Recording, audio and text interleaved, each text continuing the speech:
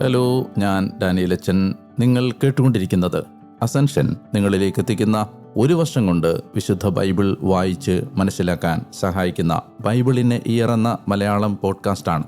ഉൽപ്പത്തി മുതൽ വെളിപാട് വരെയുള്ള ബൈബിൾ പാരായണത്തിന് ജെഫ് കെവിൻസിൻ്റെ the great adventure Bible timeline എന്ന റീഡിംഗ് പ്ലാനാണ് ഉപയോഗിക്കുന്നത്.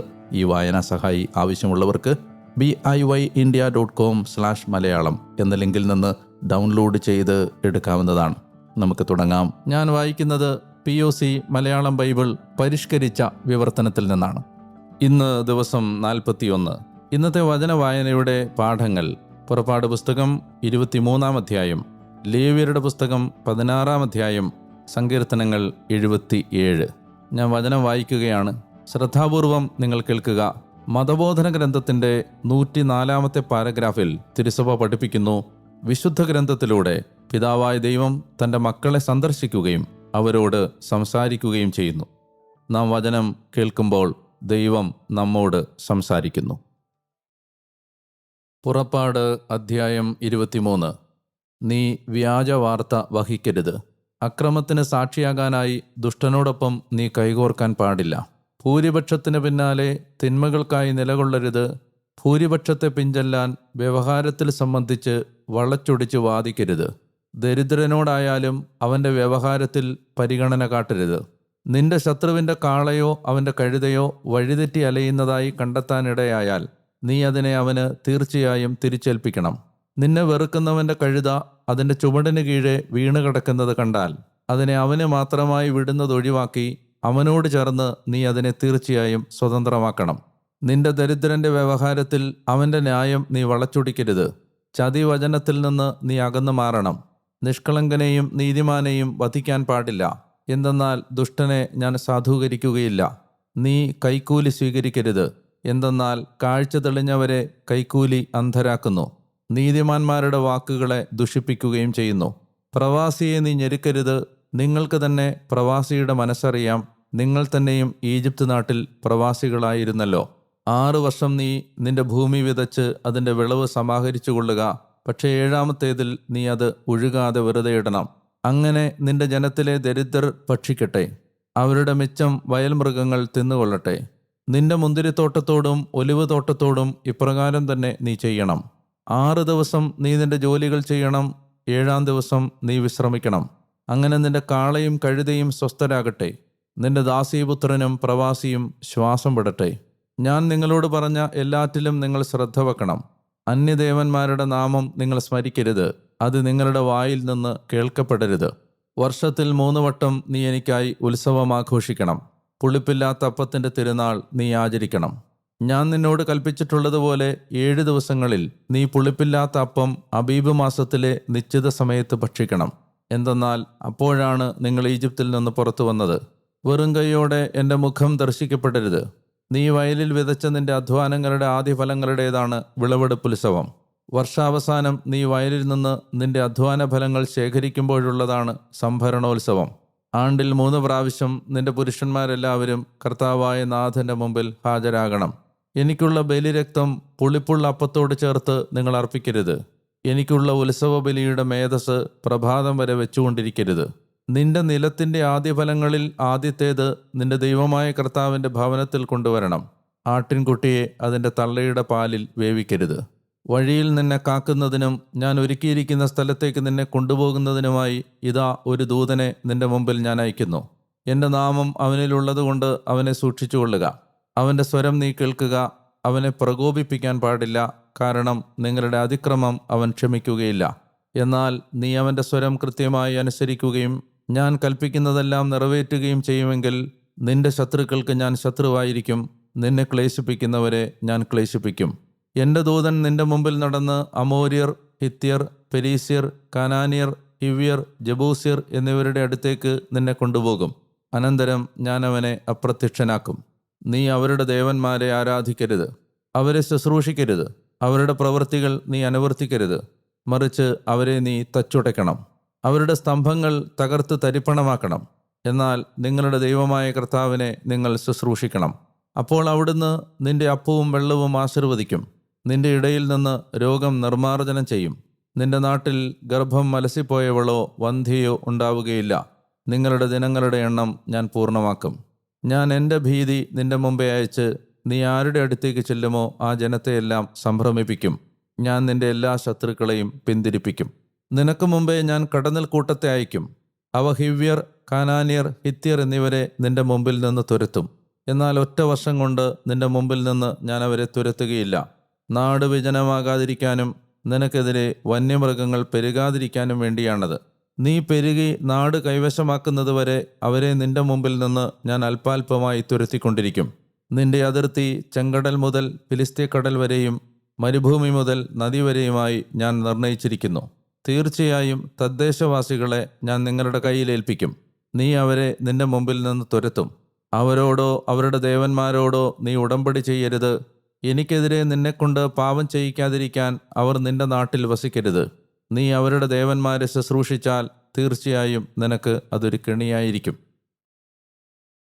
ലേവ്യർ അധ്യായം 16. അഹ്റോന്റെ 2 പുത്രന്മാരുടെ മരണത്തിന് ശേഷം കർത്താവ് മോശയോട് വചിച്ചു. കർത്തൃസന്നിധിയിൽ അണഞ്ഞപ്പോഴാണ് അവർ മരിച്ചത്. കർത്താവ് മോശയോട് അരുൾ ചെയ്തു, കൃപാസനത്തിന്മേൽ മേഘത്തിൽ ഞാൻ കാണപ്പെടുമെന്നതുകൊണ്ട് അവൻ മരിക്കാതിരിക്കേണ്ടതിന് ഏതു നേരത്തും പേടകത്തിനു മുകളിലെ കൃപാസനത്തിനു മുമ്പിലേക്ക്, അതായത് തിരശ്ശീലയ്ക്കുള്ളിലെ വിശുദ്ധ സ്ഥലത്തേക്ക് അവൻ പ്രവേശിക്കരുതെന്ന് നിന്റെ സഹോദരനായ അഹ്റോനോട് നീ പറയണം. ഈ വ്യവസ്ഥയിലാണ് അഹ്റോൻ വിശുദ്ധ സ്ഥലത്തേക്ക് പ്രവേശിക്കേണ്ടത്. പാപമുക്തിയാഗത്തിനുള്ള ഒരു മൂരിക്കിടാവ് കൂടെ ഉണ്ടായിരിക്കണം. ഹോമയാഗത്തിനുള്ള ഒരു മുട്ടാടും ചണം കൊണ്ടുള്ള വിശുദ്ധ നിലയങ്കി അവൻ ധരിച്ചിരിക്കണം. ചണത്തിൻ്റെ കാൽശരായികളും അവൻ്റെ ദേഹത്തുണ്ടായിരിക്കണം. ചണത്തിൻ്റെ അരപ്പട്ട കൊണ്ട് അവൻ അരമുറുക്കുകയും ചണത്തിൻ്റെ ശിരോവസ്ത്രം കൊണ്ട് ശിരസ് മൂടുകയും വേണം. അവ വിശുദ്ധ വസ്ത്രങ്ങളാകുന്നു. തൻ്റെ ശരീരം വെള്ള കൊണ്ട് കഴുകിയിട്ടാണ് അവനവ ധരിക്കേണ്ടത്. കൂടാതെ ഇസ്രായേലി സമൂഹത്തിൽ നിന്ന് പാപമുക്തിയാഗത്തിനായി 2 കോലാട്ടിൻമുട്ടന്മാരെയും ഹോമയാഗത്തിനായി ഒരു മുട്ടാടിനെയും അവൻ സ്വീകരിക്കണം. അഹ്റോൻ തനിക്കായി പാപമുക്തിയാഗത്തിനുള്ള മൂരിയെ അർപ്പിക്കണം. അങ്ങനെ തനിക്ക് വേണ്ടിയും തൻ്റെ കുടുംബത്തിനു വേണ്ടിയും അവൻ പരിഹാരം ചെയ്യണം. അനന്തരം 2 മുട്ടാടുകളെയും എടുത്ത് അവയെ സമാഗമ കൂടാരവാതിൽക്കൽ കർത്തൃസന്നിധിയിൽ നിർത്തണം. അഹ്റോൻ 2 മുട്ടാടുകളെയും പ്രതി നറുക്കിടണം. ഒരു നറുക്ക് കർത്താവിനും മറ്റേ നറുക്ക് അസസേലിനും. കർത്താവിനായി നറുക്ക് വീണ മുട്ടാടിനെ അഹ്റോൻ സമർപ്പിക്കണം.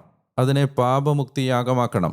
എന്നാൽ അസസേലിന് നറുക്ക് വീണ മുട്ടാടിനെ അത് മുഖാന്തരം പരിഹാരം ചെയ്യുന്നതിന് അസസേലിനായി മരുഭൂമിയിലേക്ക് വിട്ടയക്കാൻ വേണ്ടി ജീവനോടെ കർത്താവിൻ്റെ മുമ്പിൽ നിർത്തണം. അഹ്റോൻ തനിക്കായി പാപമുക്തിയാഗത്തിനുള്ള മൂരിയെ സമർപ്പിച്ച് തനിക്ക് വേണ്ടിയും തൻ്റെ കുടുംബത്തിനു വേണ്ടിയും പരിഹാരം ചെയ്യണം. തനിക്കായി പാപമുക്തിയാഗത്തിനുള്ള മൂരിയെ അവൻ അറക്കണം. അനന്തരം അവൻ കലശം നിറയെ കർത്തൃസന്നിധിയിൽ നിന്നുള്ള ബലിപീഠത്തിൽ നിന്ന് തീക്കനലുകളും തൻ്റെ കൈക്കുടന്ന നിറയെ നേരിയ സുഗന്ധധൂപന വസ്തുവും എടുത്ത് തിരശ്ശീലയ്ക്കകത്ത് കൊണ്ടുവരണം. കർത്തൃസന്നിധിയിൽ വെച്ച് അവൻ ധൂപന വസ്തു തീയിലിടണം. അപ്പോൾ സാക്ഷ്യത്തിന്മേലുള്ള കൃപാസനത്തെ ധൂമപടലം മറയ്ക്കും. അവൻ മരിക്കുകയില്ല. അനന്തരം മൂരിയുടെ രക്തത്തിൽ നിന്ന് അല്പമെടുത്ത് തൻ്റെ കൈവിരൽ കൊണ്ട് കൃപാസനത്തിനു മുമ്പിൽ കിഴക്ക് ഭാഗത്ത് തൂകണം. അവൻ കൈവിരൽ കൊണ്ട് കുറച്ച് രക്തമെടുത്ത് കൃപാസനത്തിൻ്റെ മുമ്പിലായി 7 പ്രാവശ്യം തൂകണം. അനന്തരം അവൻ ജനത്തിൻ്റെ പാപമുക്തിയാഗത്തിനുള്ള മുട്ടാടിനെ അറുത്ത് അതിൻ്റെ രക്തം തിരശ്ശീലയ്ക്കകത്ത് കൊണ്ടുവരണം. മൂരിയുടെ രക്തത്തിൻ്റെ കാര്യത്തിൽ ചെയ്തതുപോലെ അതിൻ്റെ രക്തം കൊണ്ടും ചെയ്യണം. കൃപാസനത്തിന്മേലും കൃപാസനത്തിൻ്റെ മുമ്പിലും അത് തൂകണം. അങ്ങനെ ഇസ്രായേലിയരുടെ മലിനതകളിൽ നിന്നും അകൃത്യങ്ങളിൽ നിന്നുമുള്ള അവരുടെ എല്ലാ പാപങ്ങളും മൂലം വിശുദ്ധ സ്ഥലത്തെ പ്രതി അവൻ പരിഹാരം ചെയ്യണം. അവരുടെ മലിനതകളുടെ മധ്യേ അവിടുന്ന് അവരോടൊത്ത് വസിക്കുന്ന സമാഗമ കൂടാരത്തിനു വേണ്ടിയും അവൻ ഇപ്രകാരം ചെയ്യണം. പരിഹാരം ചെയ്യുന്നതിനായി അവൻ വിശുദ്ധ സ്ഥലത്ത് പ്രവേശിച്ച് പുറത്തു വരുന്നതുവരെ ഒരു മനുഷ്യനും സമാഗമ കൂടാരത്തിലുണ്ടായിരിക്കാൻ പാടില്ല. അവൻ തനിക്ക് വേണ്ടിയും തൻ്റെ കുടുംബത്തിനു വേണ്ടിയും മുഴുവൻ ഇസ്രായേൽ സമൂഹത്തിനു വേണ്ടിയും പരിഹാരമനുഷ്ഠിക്കണം. അനന്തരം അവൻ കർത്തൃസന്നിധിയിലുള്ള ബലിപീഠത്തിലേക്ക് ചെന്ന് അതിനെ പ്രതിയും പരിഹാരം ചെയ്യണം. മൂരിയുടെ കുറച്ച് രക്തവും മുട്ടാടിൻ്റെ കുറച്ച് രക്തവും എടുത്ത് ബലിപീഠത്തിൻ്റെ കൊമ്പുകളിൽ ചുറ്റും പുരട്ടണം. അവൻ തൻ്റെ വിരൽ കൊണ്ട് 7 പ്രാവശ്യം കുറച്ച് രക്തം അതിന്മേൽ തൂകണം. അങ്ങനെ അവൻ ഇസ്രായേലരുടെ മലിനതകളിൽ നിന്ന് അതിനെ ശുദ്ധീകരിക്കുകയും പൗത്രീകരിക്കുകയും ചെയ്യണം. വിശുദ്ധ സ്ഥലത്തിനായും സമാഗമ കൂടാരത്തിനായും ബലിപീഠത്തിനായും പരിഹാരം ചെയ്യുന്നത് പൂർത്തിയാക്കിയിട്ട് അവൻ ജീവനുള്ള മുട്ടാടിനെ അടുത്തുകൊണ്ടുവരണം. അഹ്റോൻ തൻ്റെ 2 കൈകളും ജീവനുള്ള മുട്ടാടിൻ്റെ തലയിൽ വെച്ചിട്ട് ഇസ്രായേല്യരുടെ എല്ലാ പാപങ്ങൾക്കുമായി അവരുടെ എല്ലാ കുറ്റങ്ങളും അപരാധങ്ങളും ഏറ്റുപറയണം. അവ മുട്ടാടിൻ്റെ ശിരസിൽ ചുമത്തി ഒരുങ്ങി നിൽക്കുന്ന ഒരാളുടെ കൈവശം മരുഭൂമിയിലേക്ക് അയക്കണം. അവരുടെ കുറ്റങ്ങളെല്ലാം വിജനപ്രദേശത്തേക്ക് മുട്ടാട് തൻ്റെ മേൽ സംവഹിക്കും. അവൻ മുട്ടാടിനെ മരുഭൂമിയിൽ ഉപേക്ഷിക്കണം. അഹറോൻ സമാഗമ കൂടാരത്തിൽ ചെന്ന് അവൻ വിശുദ്ധ സ്ഥലത്ത് പ്രവേശിച്ചപ്പോൾ ധരിച്ചിരുന്ന ചണവസ്ത്രങ്ങൾ അഴിച്ചുമാറ്റി അവിടെ അവ വെക്കണം. അനന്തരം അവൻ വിശുദ്ധമായൊരു സ്ഥലത്ത് വെച്ച് ദേഹം വെള്ളം കൊണ്ട് കഴുകി സ്വന്തം വസ്ത്രങ്ങൾ ധരിച്ച് പുറത്തു വരണം. തൻ്റെ ഹോമയാഗവും ജനത്തിൻ്റെ ഹോമയാഗവും അർപ്പിച്ച് തനിക്കു വേണ്ടിയും ജനത്തിനു വേണ്ടിയും അവൻ പരിഹാരം ചെയ്യണം. പാപമുക്തിയാഗത്തിനുള്ള മൃഗത്തിൻ്റെ മേധസ് ബലിപീഠത്തിൽ ധൂമിക്കണം. മുട്ടാടിനെ അസസേലിനു വേണ്ടി കൊണ്ടുവിട്ടവൻ വെള്ളത്തിൽ തൻ്റെ വസ്ത്രങ്ങൾ അലക്കുകയും ദേഹം കഴുകുകയും വേണം. അതിനുശേഷം അവന് പാളയത്തിൽ പ്രവേശിക്കാം. പാപമുക്തിയാഗമാക്കിയ മൂരിയെയും പാപമുക്തിയാഗമാക്കിയ മുട്ടാടിനെയും പാളയത്തിന് വെളിയിൽ കൊണ്ടുപോകണം. അവയുടെ രക്തമാണല്ലോ പരിഹാരം ചെയ്യാനായി വിശുദ്ധ സ്ഥലത്ത് കൊണ്ടുവന്നത്. അവയുടെ തോലും മാംസവും ചാണകവും അവർ അഗ്നിയിൽ ദഹിപ്പിക്കണം. അവ ദഹിപ്പിക്കുന്നവൻ വെള്ളത്തിൽ തൻ്റെ വസ്ത്രങ്ങൾ അലക്കുകയും ദേഹം കഴുകുകയും വേണം. അതിനുശേഷം അവന് പാളയത്തിൽ പ്രവേശിക്കാം. ഇത് നിങ്ങൾക്കൊരു ശാശ്വത ചട്ടമാണ്. 7-ാം മാസം മാസത്തിൻ്റെ 10-ാം തീയതി നിങ്ങൾ നിങ്ങളെ തന്നെ എളിമപ്പെടുത്തണം. നിങ്ങൾ ദേശവാസിയാകട്ടെ, നിങ്ങളുടെ ഇടയിൽ തൽക്കാലവാസം ചെയ്യുന്ന പ്രവാസിയാകട്ടെ, ഒരു ജോലിയും ചെയ്യരുത്. എന്തെന്നാൽ ഈ ദിവസമാണ് നിങ്ങളെ ശുദ്ധീകരിക്കാനായി അവൻ നിങ്ങൾക്ക് വേണ്ടി പരിഹാരം ചെയ്യുന്നത്. നിങ്ങൾ കർത്താവിൻ്റെ മുമ്പാകെ നിങ്ങളുടെ പാപങ്ങളിൽ നിന്നെല്ലാം ശുദ്ധിയുള്ളവരായിരിക്കണം. അത് നിങ്ങൾക്ക് നിങ്ങളെ തന്നെ എളിമപ്പെടുത്താനുള്ള പൂർണ്ണ വിശ്രമത്തിൻ്റെ ശാബത്താണ്. ഇതൊരു ശാശ്വത ചട്ടമാണ്. സ്വപിതാവിൻ്റെ സ്ഥാനത്ത് പുരോഹിത ശുശ്രൂഷയ്ക്കായി അവൻ അഭിഷേകം ചെയ്ത് പ്രതിഷ്ഠിക്കുന്ന പുരോഹിതൻ വിശുദ്ധി വസ്ത്രങ്ങളായ ചണവസ്ത്രങ്ങൾ അണിഞ്ഞ് പരിഹാരം ചെയ്യണം. വിശുദ്ധ സ്ഥലത്തെ ശ്രീകോവിലിനായി അവൻ പരിഹാരം ചെയ്യണം. സമാഗമ കൂടാരത്തിനായും ബലിപീഠത്തിനായും അവൻ പരിഹാരം അനുഷ്ഠിക്കണം. പുരോഹിതന്മാരെ പ്രതിയും സമൂഹത്തിലെ സകല ജനത്തെയും പ്രതിയും അവൻ പരിഹാരം ചെയ്യണം. ആണ്ടിലൊരിക്കൽ ഇസ്രായേല്യരുടെ എല്ലാ പാപങ്ങളിൽ നിന്ന് അവരെ പ്രതി പരിഹാരം ചെയ്യുന്നതിന് ഇത് നിങ്ങൾക്കുള്ള ശാശ്വത ചട്ടമായിരിക്കും. കർത്താവ് മോശയോട് കൽപ്പിച്ചതുപോലെ അവൻ പ്രവർത്തിച്ചു. സങ്കീർത്തനങ്ങൾ 77. ഗായക നേതാവിന് യദുതൂൻ രാഗത്തിൽ ആസാഫിൻ്റേത് കീർത്തനം. ഞാൻ നിലവിളിക്കുന്നു, ദൈവത്തിൻ്റെ പക്കലേക്കാണ് എൻ്റെ സ്വരം. അതിനാൽ ദൈവം എൻ്റെ നേർക്ക് ചെവിചായ്ക്കുന്നു. എൻ്റെ കഷ്ടതയുടെ ദിനത്തിൽ ഞാൻ നാഥനെ തേടുന്നു. രാത്രി എൻ്റെ കൈ തളരാതെ വിരിച്ചു പിടിക്കുന്നു. എൻ്റെ ആത്മാവ് സമാശ്വസിക്കാൻ വിസമ്മതിച്ചു. ദൈവത്തെ ഓർത്ത് ഞാൻ നെടുവീർപ്പിട്ട് ധ്യാനിക്കട്ടെ. എൻ്റെ ചൈതന്യം ക്ഷയിക്കുകയാണ്. അങ്ങൻ്റെ കൺപോളകളെ പിടികൂടിയിരിക്കുന്നു. സംസാരിക്കാനാവാത്ത വിധം ഞാൻ ആകുലതയിലാണ്. പ്രാചീന സംവത്സരങ്ങൾ തന്നെയായ പൂർവ്വദിനങ്ങൾ ഞാൻ പരിഗണിച്ചു. രാത്രിയിൽ എൻ്റെ ഗാനം ഞാൻ ഓർക്കട്ടെ. ഞാൻ ഹൃദയപൂർവ്വം വിചിന്തനം ചെയ്യട്ടെ. എൻ്റെ ചൈതന്യം പരിശോധിക്കട്ടെ. നാഥൻ എന്നേക്കുമായി പുറന്തള്ളുമോ? ഇനിയും പ്രസാദിക്കാൻ അവിടുന്ന് തുനിയുകയില്ലേ? അവിടുത്തെ കാരുണ്യം നിത്യമായി നിലച്ചോ? അവിടുത്തെ വാക്ക് എന്നേക്കുമായി പൊലിഞ്ഞോ? ദയ കാണിക്കാൻ ദൈവം മറന്നുപോയോ? കോപം കൊണ്ട് തൻ്റെ ആർദ്രതയ്ക്ക് വിരാമമിട്ടോ? അപ്പോൾ ഞാൻ പറഞ്ഞു, അത്യുന്നതൻ്റെ വലതു കൈയുടെ വ്യതിയാനം, അതാണെൻ്റെ വിഷമം. ഞാൻ കർത്തൻ്റെ പ്രവൃത്തികൾ ഓർമ്മിക്കും. പണ്ട് മുതൽക്കേയുള്ള അങ്ങയുടെ വിസ്മയകൃത്യം ഞാൻ ഓർമ്മിക്കട്ടെ. ഞാൻ അങ്ങയുടെ ഓരോ പ്രവൃത്തിയെയും കുറിച്ച് ധ്യാനിക്കും. അങ്ങയുടെ കർമ്മങ്ങളെപ്പറ്റി ചിന്തിക്കും. ദൈവമേ, വിശുദ്ധ സ്ഥലത്താണ് അങ്ങയുടെ മാർഗം. ദൈവത്തെപ്പോലെ വലിയ തമ്പുരാൻ ആരുണ്ട്? അങ്ങാണ് വിസ്മയം പ്രവർത്തിക്കുന്ന തമ്പുരാൻ. അങ്ങാണ് ജനങ്ങൾക്കിടയിൽ അങ്ങയുടെ ശക്തി പ്രസിദ്ധമാക്കിയത്. അങ്ങ് തൃക്കനം കൊണ്ട് അങ്ങയുടെ ജനത്തെ, യാക്കോബിൻ്റെയും ജോസഫിൻ്റെയും മക്കളെ വീണ്ടെടുത്തു. ദൈവമേ, ജലസഞ്ചയം അങ്ങയെ കണ്ടു. അങ്ങയെ കണ്ട് ജലസഞ്ചയം ഞെളിപിരി കൊണ്ടു. ആഴങ്ങളും വിറവുണ്ടു. മേഘങ്ങൾ ജലം വർഷിച്ചു. വാനിടങ്ങൾ ശബ്ദമുയർത്തി. അങ്ങയുടെ അസ്ത്രങ്ങൾ മിന്നിപ്പാഞ്ഞു. ചുഴലിക്കാറ്റിൽ അങ്ങയുടെ ഇടിമുഴക്കമുണ്ടായിരുന്നു. മിന്നലുകൾ ലോകത്തെ പ്രകാശിപ്പിച്ചു. ഭൂമി നടുങ്ങി വിറച്ചു.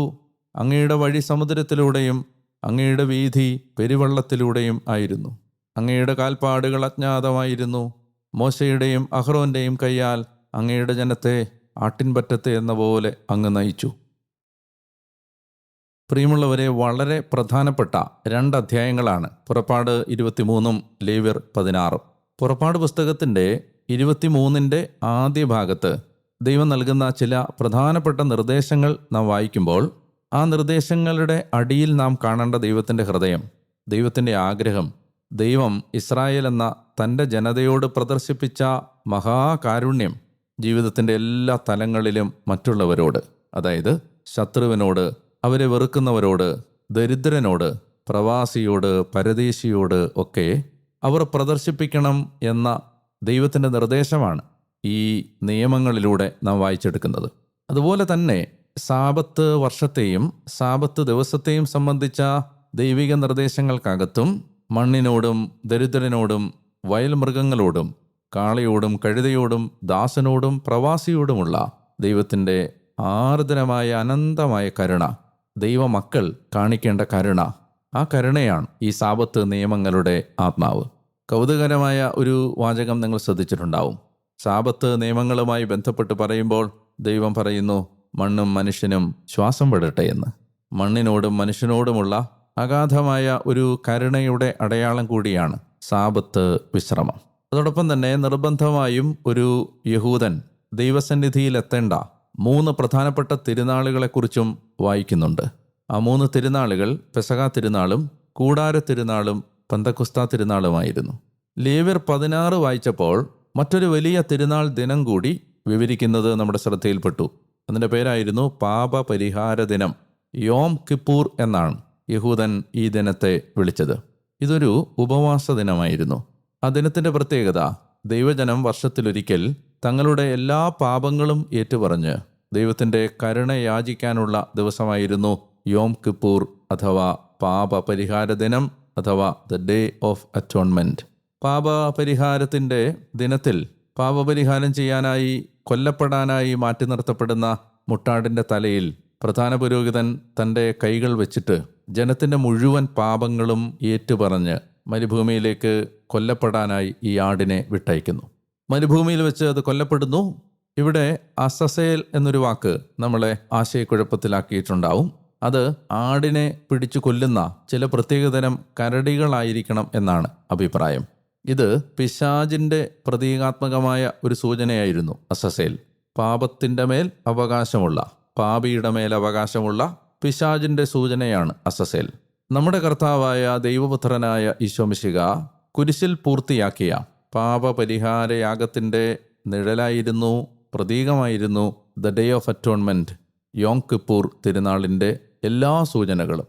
നിങ്ങൾ ശ്രദ്ധയോടെ ആ ഭാഗങ്ങൾ ഒരിക്കൽ കൂടി വായിച്ചാൽ ഈശോയുടെ കുരിശുമരണവുമായി ബന്ധപ്പെട്ട അനേകം സൂചനകൾ ഈ പാപപരിഹാര ദിനത്തിൻ്റെ ആചാരവിധികളിലും അനുഷ്ഠാനങ്ങളിലും കാണാൻ നിങ്ങൾക്ക് കഴിയും. അതുപോലെ തന്നെ പുറപ്പാട് 23 ദൈവത്തെ ശുശ്രൂഷിക്കണം അഥവാ ദൈവത്തെ ആരാധിക്കണം എന്ന കൽപ്പന, അന്യദേവന്മാരുടെ വഴിയെ പോകരുത് എന്ന അനുശാസനം, അത് നമ്മൾ കാണുന്നുണ്ട്. പുറപ്പാട് 23-25 മറക്കാതെ ശ്രദ്ധയിൽ വെക്കണം. ദൈവമായ കർത്താവിനെ നിങ്ങൾ ശുശ്രൂഷിക്കണം, ആരാധിക്കണം. അപ്പോൾ അവിടുന്ന് നിന്റെ ഭക്ഷണവും പാനീയവും ആശീർവദിക്കും, രോഗങ്ങളെ നിർമ്മാർജ്ജനം ചെയ്യും. വന്ധ്യയോ ഗർഭഛിദ്രം ഉള്ളവളോ ആയി ആരും ദേശത്ത് ഉണ്ടാവില്ല. നിന്റെ ആയുസ്സിൻ്റെ ദിനങ്ങൾ ദൈവം പൂർത്തിയാക്കാൻ അനുവദിക്കും. ഇങ്ങനെ ആരാധിക്കുന്നവനോട് കൂടെ യാത്ര ചെയ്യുന്ന ഒരു ദൈവത്തെക്കുറിച്ച്, ജനതകൾ നിങ്ങളെ ഭയപ്പെടാൻ ഇടയാക്കുന്ന ഒരു ദൈവത്തെക്കുറിച്ചൊക്കെ ഉള്ള മനോഹരമായ സൂചനകളും ഈ പുറപ്പാട് 23 എന്ന അധ്യായത്തിൽ ഉണ്ട് എന്നതും ശ്രദ്ധിക്കുക. കർത്താവായ ദൈവമേ, ഈ ദിവസത്തെ ഓർത്ത് അങ്ങേക്ക് നന്ദി പറയുന്നു. സ്നേഹപിതാവേ, അങ്ങയുടെ വചനം ഞങ്ങൾക്ക് അയച്ചു തരുന്നതിന് ഞങ്ങൾ പ്രത്യേകം അങ്ങേക്ക് നന്ദി പറഞ്ഞ് അങ്ങേ ആരാധിക്കുന്നു. പാവപ്പെട്ടവരോടും പരദേശിയോടും പ്രവാസിയോടും അനാഥനോടും അഗതിയോടുമൊക്കെയുള്ള ഞങ്ങൾ പ്രദർശിപ്പിക്കേണ്ട ആർദ്രമായ ഒരു നിലപാടിനെക്കുറിച്ച്, കരുണയെക്കുറിച്ച്, കൺസേണിനെക്കുറിച്ച് ഞങ്ങളെ ഓർമ്മിപ്പിച്ചതിനും പിതാവേ ഞങ്ങൾ അങ്ങേക്ക് നന്ദി പറയുന്നു.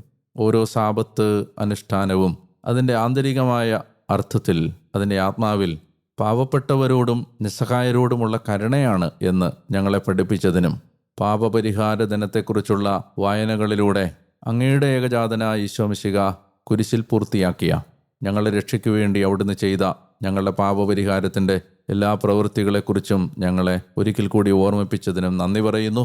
ആ പാപപരിഹാര യാഗം ഓരോ ദിവസവും പരിശുദ്ധ കുർബാനയിലൂടെ തുടരുകയും ഞങ്ങളുടെ പാപങ്ങളെല്ലാം അനുദിനം ക്ഷമിച്ച് ഞങ്ങളെ കരുണയോടെ അങ്ങ് കാണുകയും ചെയ്യുന്നതിനെ ഓർത്തും കർത്താവെ ഞങ്ങളങ്ങേക്ക് നന്ദി പറയുന്നു. ഇപ്പോൾ ഈ സ്വരം കേട്ടുകൊണ്ടിരിക്കുന്ന അങ്ങയുടെ മക്കളെ കർത്താവെ അങ്ങ് അനുഗ്രഹിക്കണമേ. ഈ ദിവസം ഒരു വലിയ സന്തോഷത്തിൻ്റെയും നന്മയുടെയും ദിവസമായി കർത്താവെ അനുഭവിക്കാൻ ഇവർക്ക് ഇടയാകണമേ എന്നും ഞാൻ പ്രാർത്ഥിക്കുന്നു. കർത്താവായ യേശുവിൻ്റെ നാമത്തിൽ ആമേൻ. പ്രിയപ്പെട്ടവരെ, കർത്താവ് നിങ്ങളെ സമൃദ്ധമായിട്ട് അനുഗ്രഹിക്കട്ടെ. ഇത് നിങ്ങൾ കേട്ടുകൊണ്ടിരിക്കുന്ന ഓഡിയോ പ്ലാറ്റ്ഫോം ഏതാണെങ്കിലും അത് സബ്സ്ക്രൈബ് ചെയ്താൽ മുടങ്ങാതെ നിങ്ങൾക്ക് ഈ വചന വായനയിൽ 365 ദിവസവും പങ്കെടുക്കാൻ കഴിയും. നാളെ വീണ്ടും ഈ സ്വരം നിങ്ങളുടെ അടുത്തേക്ക് എത്തും വരെ മറക്കരുത്. ഞാൻ ഡാനിയലച്ചൻ. ഞാൻ നിങ്ങൾക്ക് വേണ്ടി പ്രാർത്ഥിച്ചുകൊണ്ടേയിരിക്കുന്നു. അതുവരെ സ്നേഹിക്കാം, പ്രാർത്ഥിക്കാം, നമ്മുടെ കർത്താവിനെ ഒരാളോടെങ്കിലും പങ്കുവെക്കാൻ പരിശ്രമിക്കാം. ഒരു നല്ല ദിവസം നിങ്ങൾക്ക് ഞാൻ നേരുന്നു. ശുഭദിനം. ദൈവം അനുഗ്രഹിക്കട്ടെ.